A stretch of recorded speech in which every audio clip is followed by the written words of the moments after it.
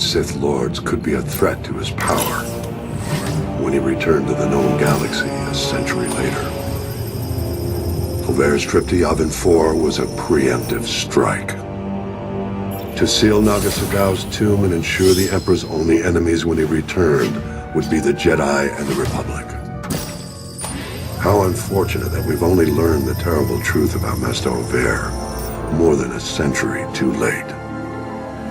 Of course, this revelation only raises further questions. What other acts of dark subterfuge were Ober and his family involved in? This will be the starting point of my next report.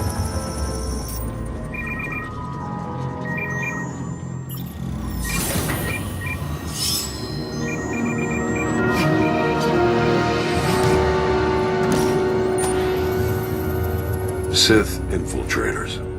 We are now certain that the Sith Empire began laying the groundwork for its return as far back as the Jedi Civil War.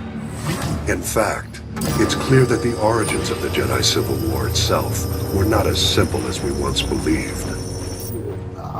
The Sith Emperor's first representatives to return to Republic space are well-known names: Darth Revan and Darth Malak. Revan is remembered now as a legend, a great hero of the Jedi Order. But that was only after his redemption. Revan and Malak first rebelled against the Jedi Council by ignoring orders and assisting the Republic during the Mandalorian Wars. Revan's success in defeating the Mandalorians caused the Council to question its orders, but none realized how far Revan had already fallen. After their crushing victory on Malachor V, Revan and Malak chased the Mandalorians into deep space. It was there on Dromund Kaas that they encountered another enemy entirely: the Sith Empire Reborn. We know nothing of what transpired when Revan and Malak met the Sith Emperor. One thing is certain: when they returned, they did so on behalf of their new Dark Master. The fall of Revan and Malak to the dark side was complete. The Emperor sent them back to the Republic to make preparations for a full-scale Sith invasion. Their mission was to recover the maps leading to the ancient Star Forge, constructed by the Rakata more than 25 centuries ago. With the Star Forge, the Emperor planned to accelerate the construction of the new Sith Armada. He would exact his vengeance against the Jedi and the Republic centuries ahead of schedule. The ambitions of Darth Revan and Malak grew quickly, though. As they drew closer to the Star Forge, the two Sith Lords began to have visions of their own empire. Fortunately for the Republic, Malak's thirst for power drove him to betray his master. He attacked Revan's ship and left his fallen master for dead. The Jedi found Revan wounded and unconscious.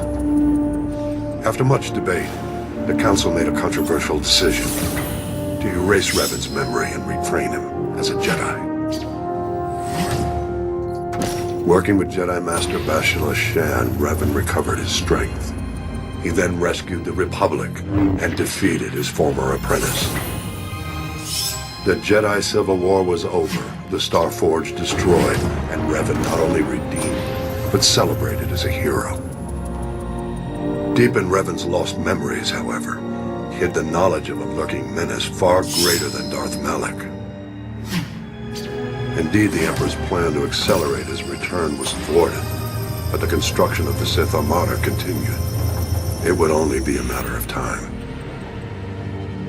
With the war over, Revan returned to deep space in search of the Great Evil.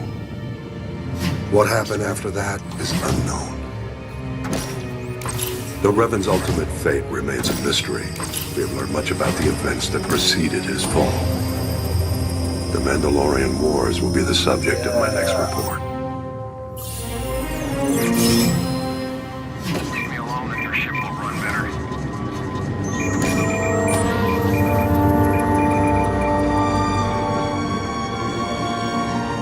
Revan and Malak did not fall to the dark side in a single moment. They turned after years spent in war and in defiance of the Jedi Council. Revan and Malik's descent into darkness actually began with compassion. The compassion that compelled them to enter the Mandalorian Wars. Of all wars in Republic history, the war with the Mandalorians was the bloodiest, due in large part to the Mandalorians' ambitious leader. Mandalore the Ultimate sought to create the most powerful army in the galaxy. To achieve this, he had to defeat the Republic and its Jedi protectors.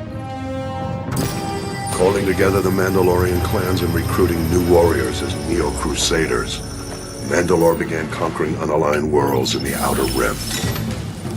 The Mandalorians fought Republic allies on many fronts, but the Republic military wasn't fully mobilized until Taris was threatened.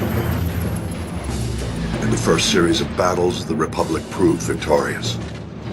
Several heroes emerged, including the dedicated soldier and talented pilot, Lieutenant Carth Onasi. But Onasi and the rest of the Republic's defenders hadn't faced the true challenge. Mandalore the Ultimate was secretly holding the bulk of his forces back to test the Republic's strength. Unleashing their full might, the Mandalorians devastated the Republic's defenses and began